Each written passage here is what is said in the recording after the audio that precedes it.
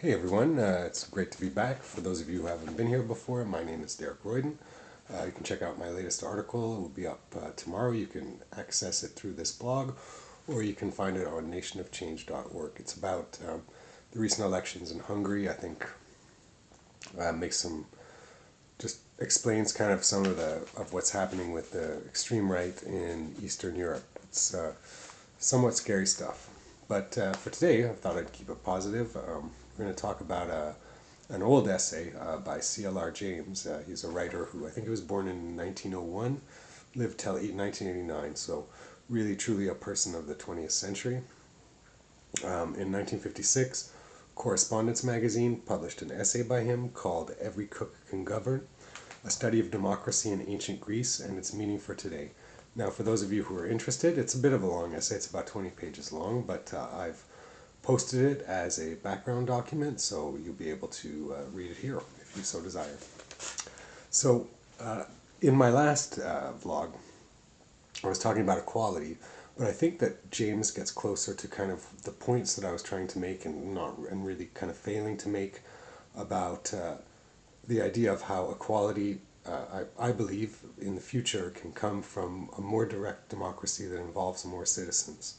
So the Greeks obviously kind of invented this concept, and as James says at the beginning of his essay, perhaps the most striking thing about Greek democracy was that the administration, and there were immense administrative problems, was organized upon the basis of what's known as sortition, or more easily, selection by lot. So rather than being elected representatives as our own system, which we call democracy, representative democracy, the Greek system was that basically every single person, now we have to remember, out of a limited number, there were about 140,000 people in the greatest democracy, Athens.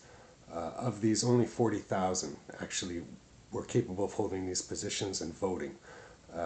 Women, of course, and slaves, other foreigners were precluded from being a part of this process. So, I mean, as much as, I'm going to remain positive about the great accomplishments that were made during the 4th and 5th centuries by these BC, by these Greek democrats, we do have to remember that they simply also have a lot to answer to for history, especially the treatment of women, of course, slavery. I mean, we need say no more.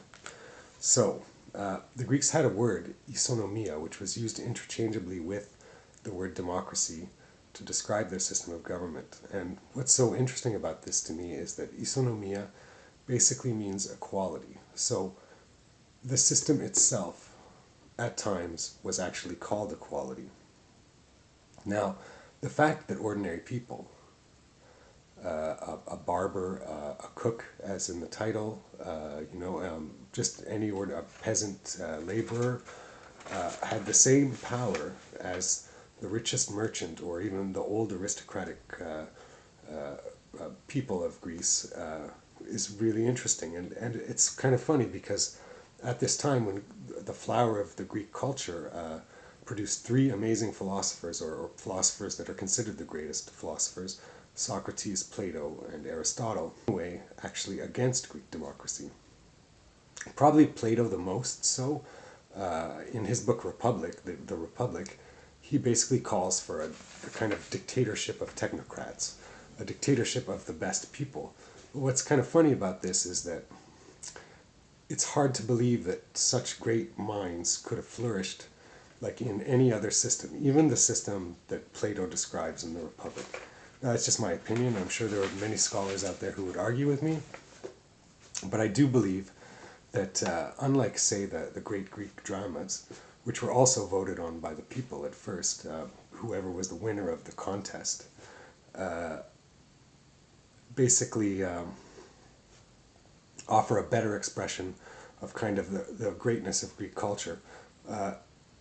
Plato, I love his early dialogues, but the Republic to me has been a really damaging document. I mean, we've seen it even used by people like Leo Strauss in the so-called neoconservative movement, the idea of the noble lie, which was propagated by Plato, which is the idea that these super intelligent people sometimes need to lie to the public in order to get them to do what's right. I don't believe it's true. So James goes into a kind of a description of the Greek system of justice, and he says, when the democracy came into power about the middle of the 5th century BC, there began and rapidly developed a total reorganization of the system of justice. The quorum for important sessions of the assembly was supposed to be 6,000. The Greek democracy, therefore, at the beginning of each year, chose by lot 12 groups of 500 each. These 500 tried the cases and their decisions were final. The Greek democracy made the magistrate or the judge into a mere clerk of the court. The jury did not, as in our courts today, decide only on the facts and look to him for information on the law. They decided on the law as well as on the facts. And I think that's like really interesting, because when we think of the law today, I mean, it's a very complicated thing. You need a very highly paid lawyer to represent your interests in court. The Greeks knew that the people themselves could decide on what was fair and what was just, and could even decide on the law. And I think that was a pretty great thing. So, in closing, it wasn't as if, like a lot of people like on the libertarian kind of left talk about hierarchies and things, but it wasn't as if the Greeks were opposed to expert knowledge. As the Russian philosopher Bakunin once said, I mean, even in a perfect socialist society, you're still going to need to defer to the bootmaker when you need shoes or you need boots made.